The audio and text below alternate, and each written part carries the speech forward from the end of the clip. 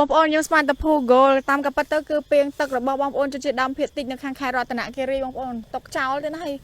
ឡើងក្រាស់ក្នុងនឹងដឹងមានទឹកអត់ទេដោយសារវាខ្ពស់តែសំខាន់វាមូលស្អាតប្លែកខុសពីពីងយើងនៅខាងស្រុកយើងណាខាងស្រុកយើងវាមានចេះមានកលៈមានអីយ៉ាងនេះមូលថ្លុងមកនោះបងប្អូនអាពីងម៉ូតដូចយើងចុះក៏មានគេប្រើប្រាស់ដែរគ្រាន់តែថាតិច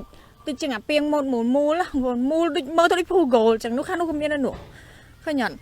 និយាយទៅនៅភូមិហ្នឹងគេចិត្តប្រើពីងរបៀបហ្នឹងមែនតើហ្មងនិយាយទៅកន្លែងស្តុកទឹករបស់គេបងប្អូនអូនេះគឺការរស់នៅរបស់គាត់ពីងនេះបើតាមមើលដូចជាពីងរបស់អង្គការធ្វើឲ្យនេះក៏រស់នៅរបៀបហ្នឹងមានផ្ទះបាយមានអីសំខាន់ចំជ្រុកព្រៃនៅហ្នឹងហ្មងហើយយើងដើរមើលអញ្ចឹងគេអត់ចិត្តករិះណាបងប្អូនគឺគេចិត្តល្អមែនតើរបៀបថាចុះមើលអីមើលថតអីថតដល់របៀបអញ្ចឹងនិយាយទៅគាត់ចិត្តល្អដាក់ពួកយើងរស់រាយរាក់ទាក់នេះបងប្អូនឃើញអត់ពីងផ្លែកហ្មងគ្រប់ផ្ទះហ្មងមាន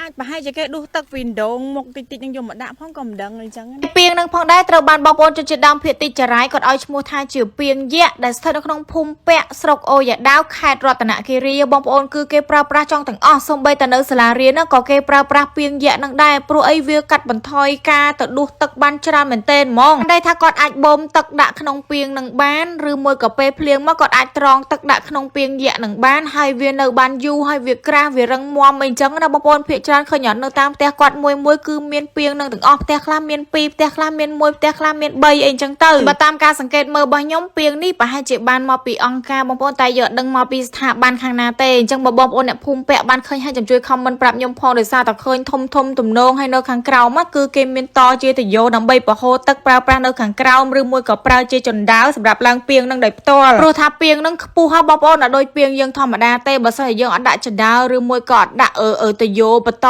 មកទេគឺយើងអត់អាចប្រើប្រាស់វាបានងាយស្រួលទេដោយសារតែវាមានសភាពខ្ពស់ខ្លាំងដែរបងប្អូនអញ្ចឹងឲ្យធ្វើឲ្យគាត់ពិបាកឡើងដួសអញ្ចឹងទៅប៉ុន្តែឥឡូវនេះបើតាមតការខ្ញុំសង្កេតទៅឃើញតែផ្ទាល់គឺផ្ទះខ្លះគាត់មានបុកដងបានទៀតណាបងប្អូនអញ្ចឹងឲ្យគាត់មានអីបូមទឹកបូមអីប្រើប្រាស់បានធម្មតានឹងឯងគ្រាន់តែថាបងប្អូនជនជាតិដើមភាគតិចចារាយខ្លះគាត់នៅមានជំនឿទៅលើទឹកដែលជីកចេញពីដីបងប្អូនសម្រាប់វីដេអូក្រោយខ្ញុំនឹងបង្ហាញបងប្អូនទាំងអស់គ្នាអំពីវីដេអូទឹកជីកចេញពីដីអញ្ចឹងបងប្អូនចាំជួយតាមដានទស្សនាផងហើយសម្រាប់ផ្ទះនីមួយៗដែលខ្ញុំនិយាយអញ្ចឹងបងប្អូនបើយើងមកដំបូងអត់បានចាប់អារម្មណ៍ទេគឺឃើញពីងនឹងឆ្ងល់មុនគេហ្មងថាចំអីគេនឹងគេយកអីគេមកដាក់តាមផ្ទះនីមួយៗប្រហែលជាគិតថាអាចជាជំនឿរបស់គេទៀតហើយបងប្អូនតែដល់ពេលបានសួរគាត់ទៅបានដឹងថាអូអានឹងពីងទឹកសោះធ្វើឲ្យយើងមានអារម្មណ៍ថាប្លែកពីមកកន្លែងទៅមកកន្លែងសម្រាប់បងប្អូនជនជាតិដើមភាគតិចគាត់មានការរស់នៅប្លែកពីគ្នាអញ្ចឹងណាបងប្អូន